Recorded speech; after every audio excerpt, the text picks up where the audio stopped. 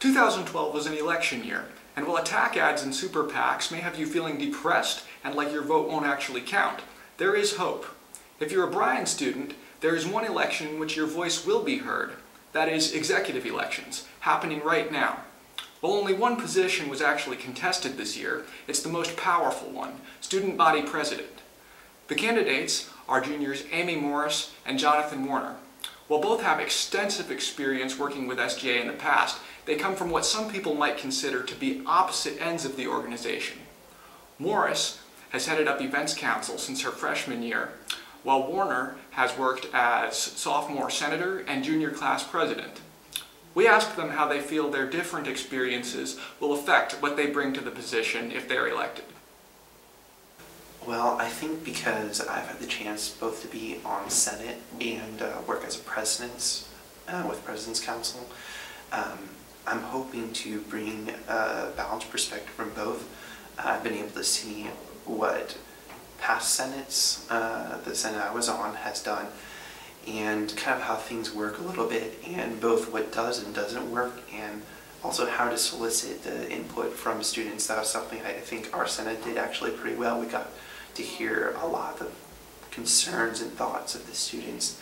And then just as far as this year goes, serving on President's Council, I've worked with a great group of people on President's Council, people who really have some very solid ideas, some very solid visionary ideas of where SGA should be, where SGA can be, and also how to deal realistically with the problems that SGA is facing. So I hope to combine those two experiences. Events Council is probably the most stressful of the councils. So I'm having to lead a team of 7, 8 people doing high stress work, planning events. It's time sensitive. You have to work together as a team. You have to make decisions constantly, all the time. So on SGA, it's actually one of the more high stress councils to be on. But I've had 2 years of practice leading a team like that, as well as 2 years on the executive cabinet working with the student body president and the student body vice president to make decisions concerning events, concerning SGA as a whole, and just leading SGA as a whole.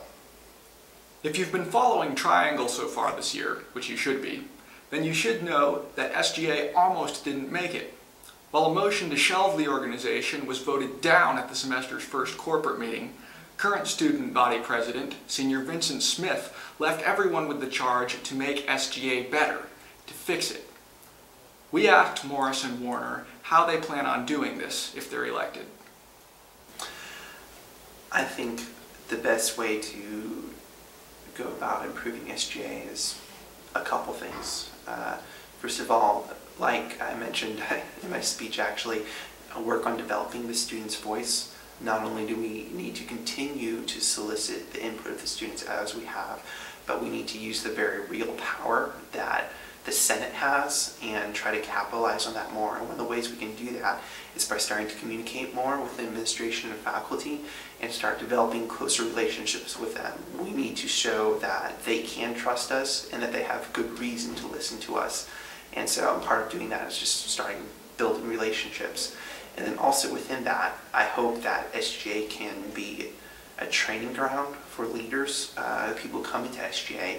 I hope that they learn a lot about leadership in general and that they're able to take what they've learned and start working in different areas of the college with that. So really looking to the future of SGA, I think it's developing stronger leaders within the core of SGA, as well as developing stronger relationships outside of the SGA with the administration, that if we put those things together, we can see a lot of positive growth and see some of the things that have in the past been blamed on the institution really kind of change. Because I don't think it's an institutional issue as much as it is a personnel issue. If we just work on our approach and work on really developing a relational approach, I think that'll be very beneficial for the future of SGA. Well, before the idea of dissolving SGA for a year was brought up, we were in the midst of serious restructuring conversation, just looking at SGA very thoroughly, all the problems, all the potential problems, everything, just really trying to figure out what was wrong, why things were wrong, and how we can fix them. We came up with several different structures, and in the midst of that, it was actually very exciting to see those problems being pointed out, but also to see the solutions we came up with.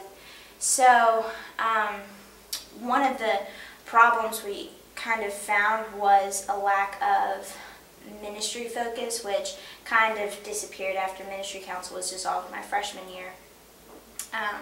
And just seeing how SGA is supposed to be an inwardly focused ministry on the school, while PCI and other ministries are outward ministry outside of the school. And if we're that, then there's got to be more than just throwing awesome events and bringing proposals before the administration. There's got to be more that we're able to do. And I realized that that was we're serving the administrative needs of the student body, we're serving the entertainment needs of the student body, but we weren't really hitting the spiritual needs. And so some of the ideas we came up with, I got really excited about. So I'm really eager to see how those can fit into our current structure, or if they can't, to talk again about restructuring if we need to, but not dissolving. If you haven't voted yet but would like to, just check your inbox for the email from Judy Olson and follow the link. But hurry, polls close at 5 p.m. on Wednesday.